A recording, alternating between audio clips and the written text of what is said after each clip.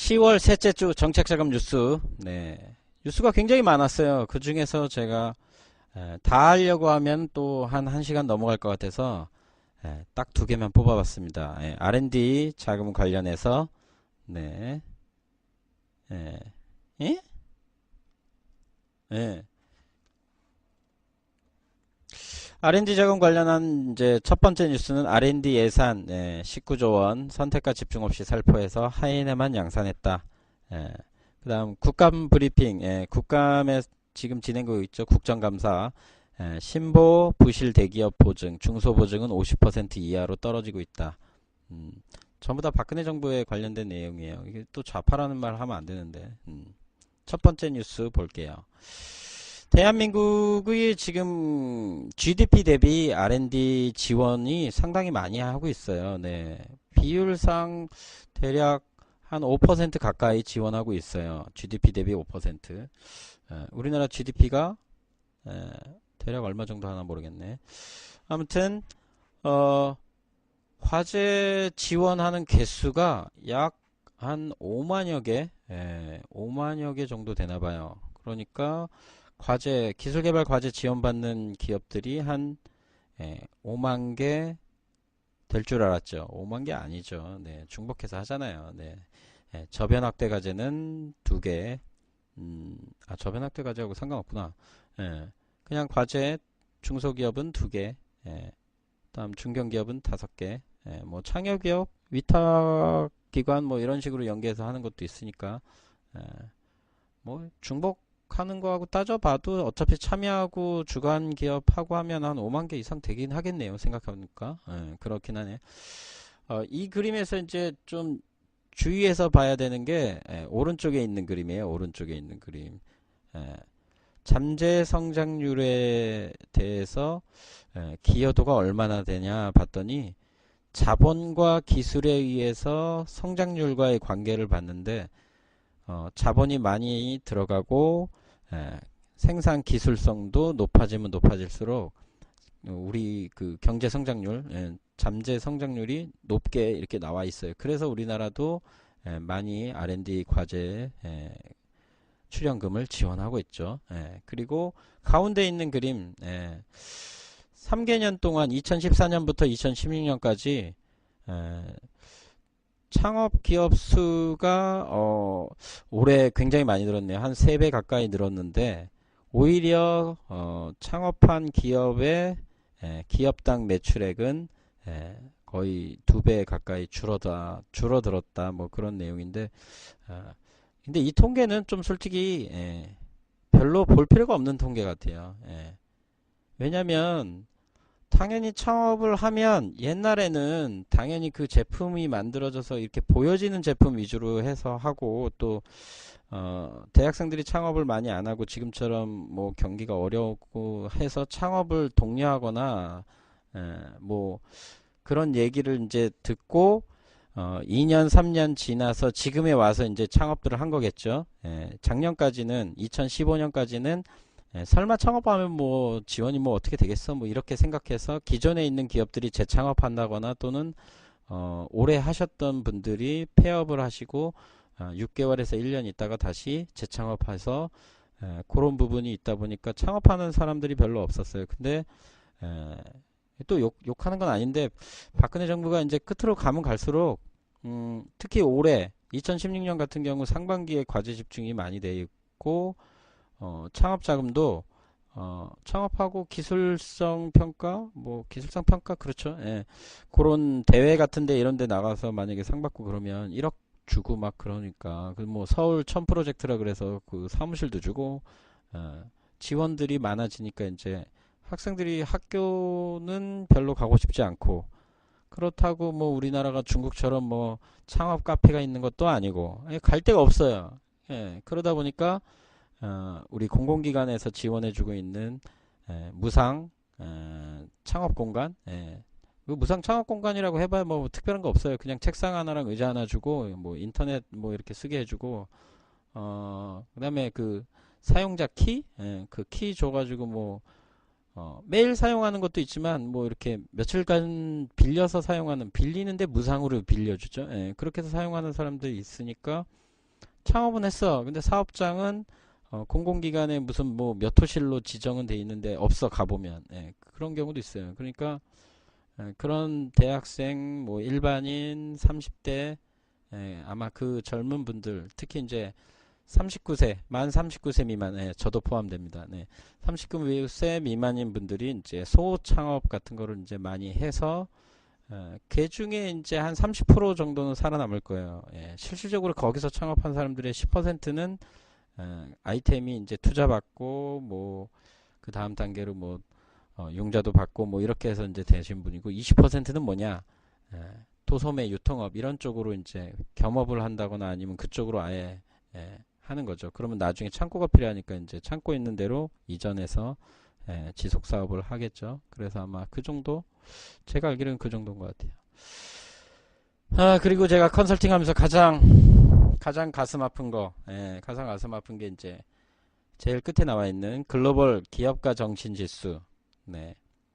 그렇죠. 파란 그래프가, 대학생 창업, 관련 내용인데, 포함이, 되어 있어요. 대학생 아닌 뭐 일반 창업도 같이 포함이 되어 있는 거죠.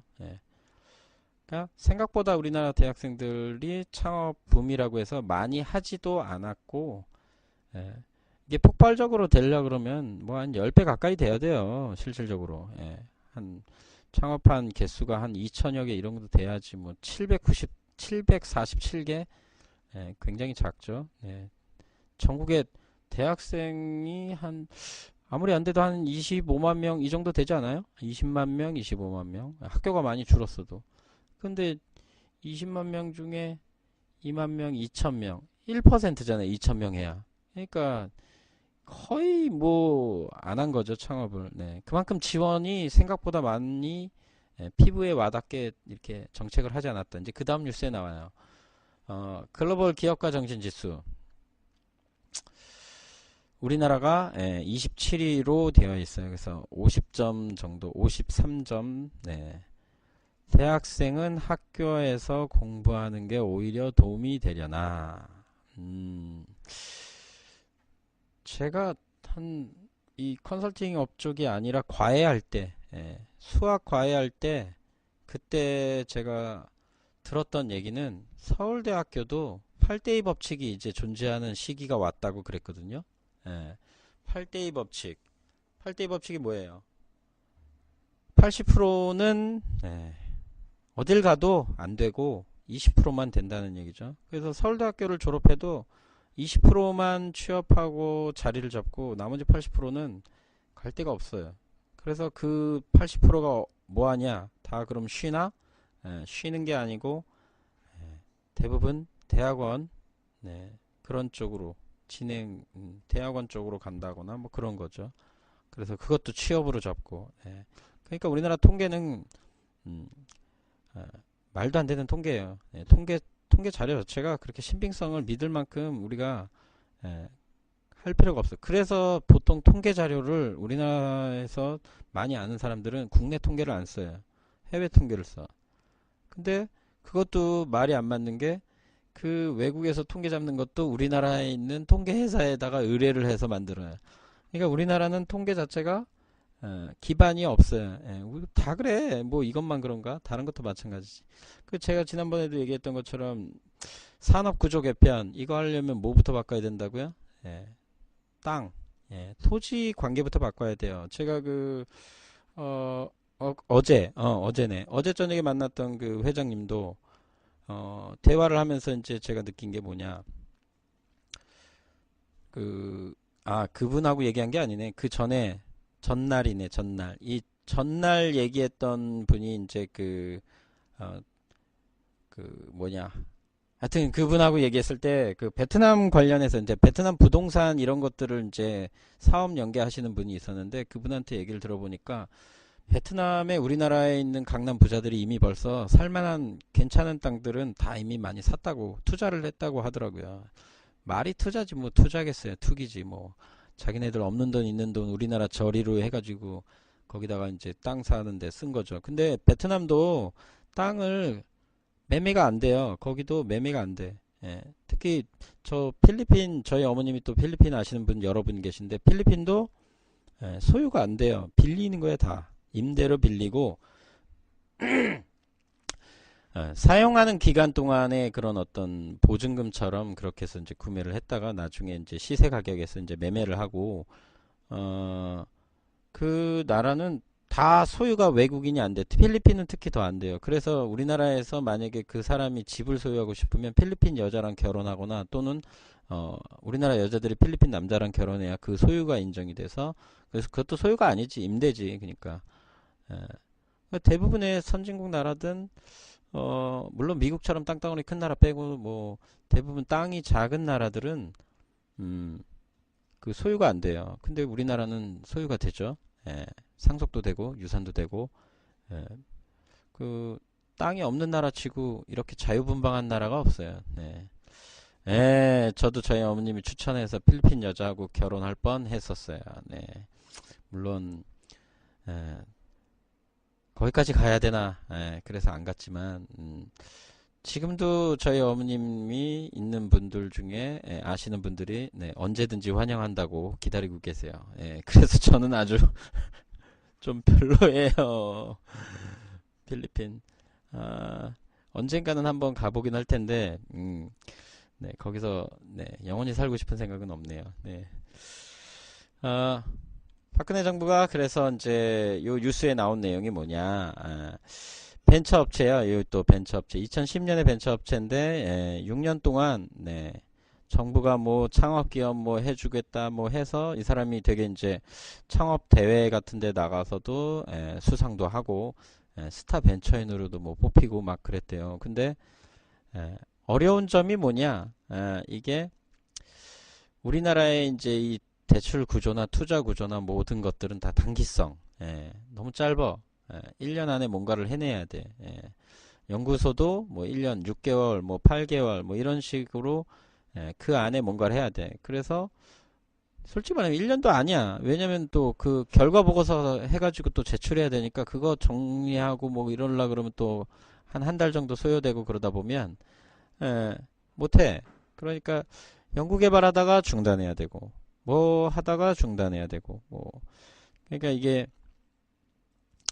많은 창업 기업들에게 이제 박리다매로 이렇게 이제 지원을 해주겠다는 걸로 해서 하다 보니까 결국 진짜로 창업해서 이제 필요하거나 아이디어가 있는 기업들은 정작 지원 못 보고 못 받고 그리고 이거 몰라.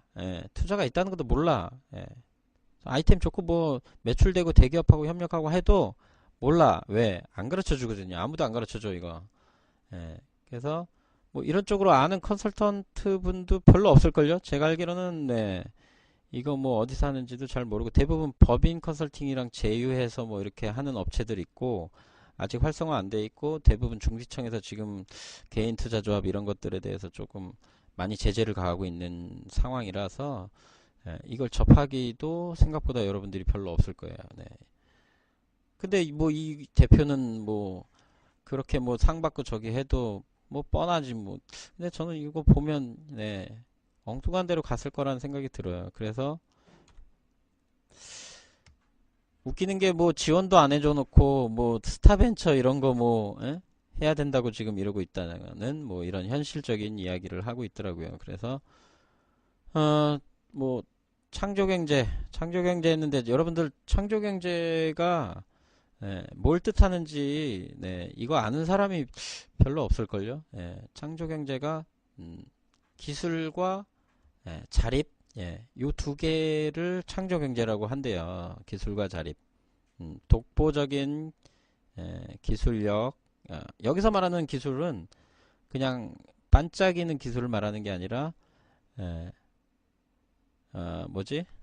반짝이는 기술이 아니고 뭐 이렇게 지속적으로 개발을 해서 업그레이드하고 하는 그런 기술을 말하는 거고 독립은 협력업체가 아니라도 자생적으로 운영이 될 수 있는 그런 이제 구조. 그게 이제 두 가지가 합쳐져서 창조경제라고 한대요.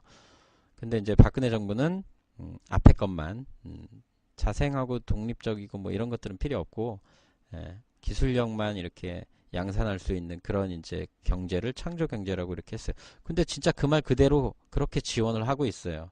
그러니까 그만큼 아는 만큼 지원하는 거예요. 그래서 대통령을 잘 뽑아야 돼요, 여러분. 우수 창업을 고를 때 요거를 좀 한번 보세요. 좀 밑에 나와 있는 건데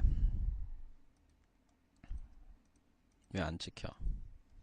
안 찍히나 봐. 여기 그냥 봐요.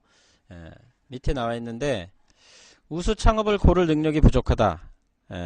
현금을 살포하는 식의 자금 지원이 이루어지고 있다. 진짜 창업을 준비하고 있는 청년들이 예산을 못 받는 사태가 발생하고 있다. 그러니까 공무원들이 보고 있는 그 수준이라는 게 대기업하고 기존에 있는 법 테두리 안에서 할 수 있는 것들만 찾아요. 예를 들어서 뭐 드론도 마찬가지죠. 드론도 외국에서 이렇게 법규가 어느 정도 만들어지고 해서 우리나라도 이제 그런 걸 도입하는데 기준은 다 외국 기준인 거예요. 국내 기준이 없어. 왜? 국내를 모르니까. 그러니까 관심이 없어. 국내 기준이 뭔지 관심이 없어. 저거랑 비슷해요. 제약사들. 우리나라 식약청 있잖아요. 식약청에 보면 왜 가끔씩 뉴스에 나오는 게 뭐죠? 학교 앞에 불량식품 팔잖아요. 그럼 불량식품인지 아닌지에 대한 거를 판정하는 그 기준이요. 식약청에 없어요. 웃기지 않아요?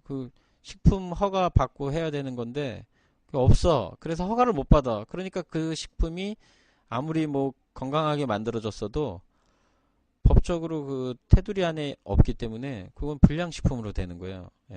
근데 식품 허가 받았는데 그냥 과자로 받고 해서 이렇게 해서 그냥 파는 불량식품도 있고 뭐 법규가 없어. 그래서 그 담당자한테 이제 그 기자가 전화해서 물어보는 거죠. 그럼 이건 어떻게 적용받나요? 그러니까 그쪽에 있는 식약처 담당자가 뭐 높은 사람은 아니겠죠. 얘기하는 게 법규가 없어서 저촉받는 게 없대요. 그러니까 불량식품인데 법적인 저촉은 안 받는데 그러면 안 된다. 그런 좀 이해 안 되는 그런 말. 그래서 그러면 이런 법을 언제 제정하냐고 그랬더니 그거는 국회에 가서 물어봐야 된다고. 그렇게. 대한민국 참 웃기지 않아요? 머리가 똑똑한 사람들이 그렇게 많다고 하는데 활용을 안 해. 전부 다 자기가 가지려고만 하니까 활용을 안 해요. 그래서 벤처기업은 천억 벤처.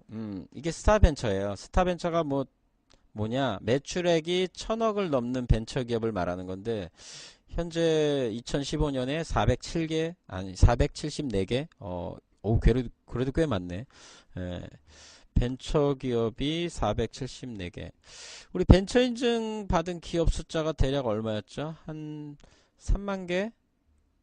3만 개 정도 됐었던 것 같은데, 그죠? 그러면 3만 개 중에 500개 회사가 천억 벤처클럽에 가입이 되어 있다는 얘기네요. 그리고 2010년 이후에는 13곳이 창업기업이래요. 그러니까 기존에 있는 벤처기업, 벤처 인증 언제예요? 2년이죠, 2년. 보통 기업들이 목표로 해야 되는 게 이제 3년 미만 기업들이 목표로 해야 되는 게 벤처, 연구소 설립하는 거 목표로 해서 하시는데 아마 그런 기업은 13개밖에 안 된다고 하네요. 그리고 뭐 나머지는 볼 게 없는 것 같네. 그래서 이제 중국하고 비교해 놨어요. 중국에는 대중창업 만인혁신이라고 하는 이제 이런 키즈프레이즈? 이거 뭐라 그러죠? 그런 캐치프레이즈 이런 거를 이제 해서 뭐 약 10조 원 정도로 이렇게 지원을 한대요. 중국 돈으로는 600억 위안이라고 되어 있네요. 그럼 우리나라랑 환율 계산 대략 60배네.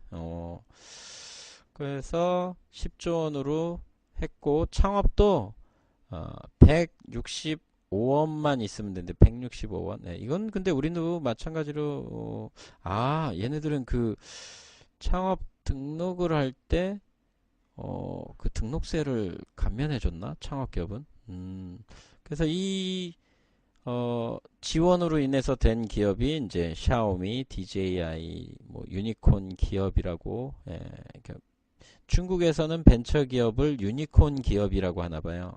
기업 가치 10억 달러가 넘는 벤처기업, 유니콘 기업. 우리나라랑 좀 기준은 다르긴 하네요. 그래서 벤처 1세대 이민학 카이스트 초빙 교수라는 분이 뭐 한국에선 창업 성공에 대한 보상은 작고 페널티는 무한한 구조. 정부 지원도 중요하지만 투자, 창업, 성장, 자금 회수, 재투자, 재창업으로 이어지는 선순환이 필요하다. 이렇게 얘기하는데 투자해서 창업을 했는데 성장을 했더니 자금을 빼.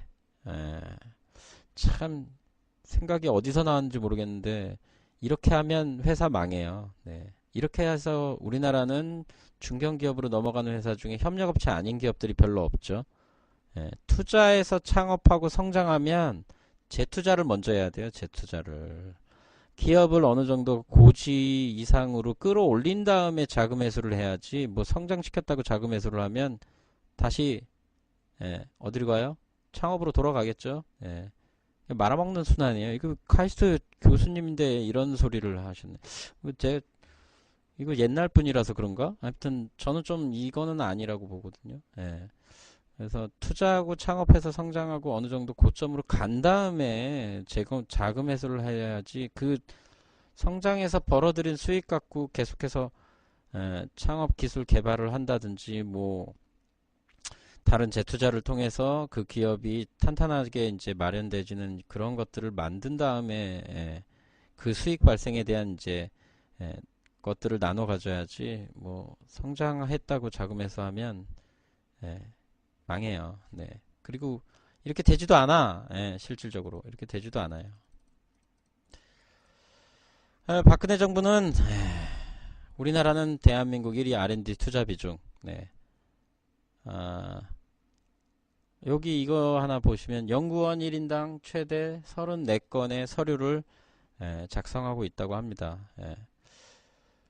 한 명이 34개? 와, 이거는 굉장히 큰 기업 위주인 것 같아요. 네. 보통 이렇게 많이 하나? 법인 여러 개 있는 기업 대표도 연구원이 1인당 이렇게 많은 서류를 작성하지는 않거든요. 그러니까 이게 조금 높은 수준의 기업들을 대상으로 한 내용인 것 같아요. 그리고 창업 스타벤처에다가 연 2조 원씩 해서 창업 생태계가 무너져 투자, 성장, 재투자 여기 나오잖아요. 그러니까 내가 말하는 게 여기 나오잖아요. 투자해가지고 기업이 창업해서 성장하면 자금 회수가 아니라 재투자가 돼야 돼. 이게 맞는 거예요. 이렇게 돼야지 이 기업이 강소기업이 되는 거지. 그 자금 회수가 너무 빨라.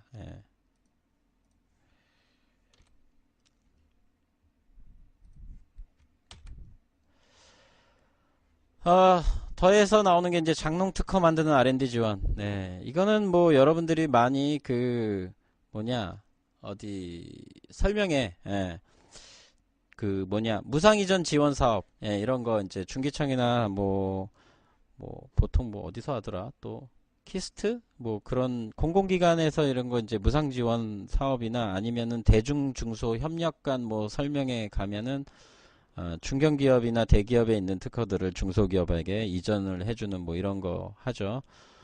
제가 갔던 몇 개의 기업들도 키스트하고 캡 아니 뭐지 그 키트리 전자통신연구원인가 거기 그 키트리에서 특허를 이제 무상 이전 받는다고 해서 한 개, 두 개, 세 개씩 뭐 이렇게 이전을 받았는데 보통 한 개 이전 받으시면 평균 이제 기본 이제 거기 계약서상 이전 받고 난 다음에 등록을 유지를 한 몇 년? 3년? 그 정도 하게끔 이제 되어 있어요. 물론 이제 추가적으로 지금 올해 특허청에서 많이 이제 그런 유지 비용에 대한 부분을 중소기업들이 감당하기 어렵다 그래서 할인을 많이 해줘요. 그런 부분도 있고, 그다음에 많이 나오는 사업들 중에 이제 이런 부분을 지원받아서 그 특허를 받으면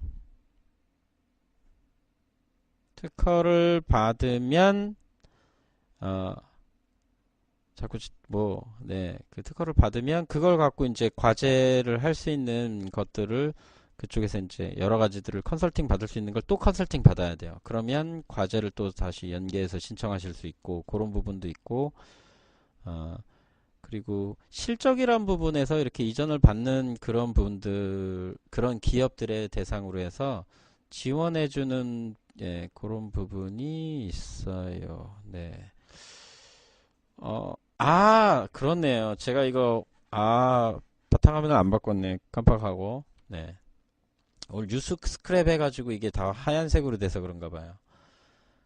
해서 박근혜 정부는 결국 R&D 사업 성과가 보시면 아시겠지만 여기 산업통상자원부에 따르면 공공연구기관의 기술 보유 건수는 2014년 말이네 27만 건인데 이전된 건 8만 5천 건. 나머지는 버려지는 거죠. 또. 그럼 지금 2014년에 27만 건이면 지금은 꽤 많겠네요. 다음 뉴스 볼게요. 이거 마이크가 저기 한 거는 이거 가까이에서 그래요. 가까이에서. 그리고 이게 마이크가 감도가 좋아요. 제가 조금 멀리 할까요? 두 번째 뉴스는 신보. 부실 대기업 보증, 중소 보증은 50% 이하. 신보 중소기업 지원이라는 설립 취지를 살려야 된다고 심상정 이번에도 국회의원 되셨지? 국회의원이 얘기를 했네요. 그래서 보증 규모가 3조 4천억. 여기서 말하는 보증이 이제 뒤에 나오겠지만 다른 보증이에요. 여기서 봐야 될 건 유동화 보증, 유동화 보증을 보셔야 돼요. 유동화 보증이라는 게 있는데 3조 4천억에서 2015년엔 1조 7천억 정도로 50% 감액돼서 지원됐다. 여기서 부실 대기업 지원을 위한 시장 안정 P-12O P-12O 여러분 아세요? P-12O가 뭔지? 저도 몰라요. 그래서 찾아봤어요. 이게 채권 담보 증권이라고 하더라고요. 이게 유동화 채권이라 그래서 부실한 기업이 회사채를 발행했을 때 그 회사채를 당연히 부실한 기업이 발행했기 때문에 누가 잘 구매를 하지 않겠죠. 그 채권을 사지 않으니까 신용보증기금에서 보증을 해주는 거예요. 이 채권에 대한 만료 시점에 왔을 때 만약에 문제가 생겼으면 신보에서 대신 지급을 하겠다. 뭐 그렇게 보증을 하네요. 그게 PCBO입니다. 그러니까 예를 들면 여기 한진해운 얘기 나왔는데 한진해운이 이제 기업이 상태가 좀 안 좋아서 자금이 필요한데 뭐 융자를 받거나 다른 부분에 대해서 제약사항이 있다 보니까 채권을 발행하는 거죠. 그럼 채권이 부실한 기업이 채권을 발행하면 아무도 안 사니까 그걸 좀 사라는 취지로 신보가 보증을 쓰는 거예요. 조금 이해가 쉽나요? 우리가 한번 그 용어를 좀 알아볼게요. CBO는 Collateralized Bond Obligations. 영어 발음 어려워. 그냥 우리나라 말로 자산담보부 증권이래요. 자산담보부 증권. P12O. 근데 여긴 CBO만 나와 있고 P12O인데 P는 안 나와 있네. P는 발행 시장을 말한대요. 프라이머리 마켓이라 그래서 이제 밑에 내용이 나와 있어요. 신용도가 낮아. 이게 CBO가 종류가 하나 더 있더라고요. 프라이머리 CBO가 있고 또 다른 CBO가 또 있더라고요. 근데 이거는 신용도가 낮아 채권 시장에서 회사채를 직접 발행하기 어려운 기업의 회사채 차환 발행 또는 신규 발행을 지원하기 위해서 2000년도에 도입되었대요. 이게 말 설명 어렵잖아요. 그냥 제가 얘기한 대로 쉽게 이해하시는 게 좋아요. 채권 담보부 증권. 채권을 담보로 해서 권한을 뭐라고 해야 될까? 보증한다. 채권을 담보로 해서 권한을 보증한다. 그게 이제 채권 담보부 증권. 본드는 채권. 그러네요. 이런 CBO, PCBO. 오블리게이션은 이제 의무. 그래서 보증이 되어진 채권을 보증한다. 말이 좀 이상해. 우리나라 말로 바꾸면 참 어려워. 그래서 한자어로 바꿨나봐요. 프라이머리 마켓이라 그래서 발행시장이라는 뜻이래요. 그래서 뭐 유가증권 뭐 어려운 말들 너무 많이 나오는데 그냥 단순하게 생각해서 기업이 돈이 필요한데 돈을 어디서 만들 수가 없으니까 그걸 신용보증기금에서 보증을 해줬다. 그렇게 생각하시면 조금 쉬울 것 같습니다. 이런 기업들을 만나실 수 있으면 이거 채권 발행해야겠죠. 네, 여러분도 발행해서 할 수 있는 걸 만드시면 좋겠죠. 네. 채권, 채권은 회사에서 사용하는 돈이라고 생각하시면 조금 더 쉽게 이해가 되실 수도 있을 것 같아요. 네, 채권은 주식하고 다르게 확정 이율이 있기 때문에 확정된 이율로 인해서 바뀌지 않다는 거. 그래 어렵다고요. 네, 좀 이제 그러면 여기까지 하고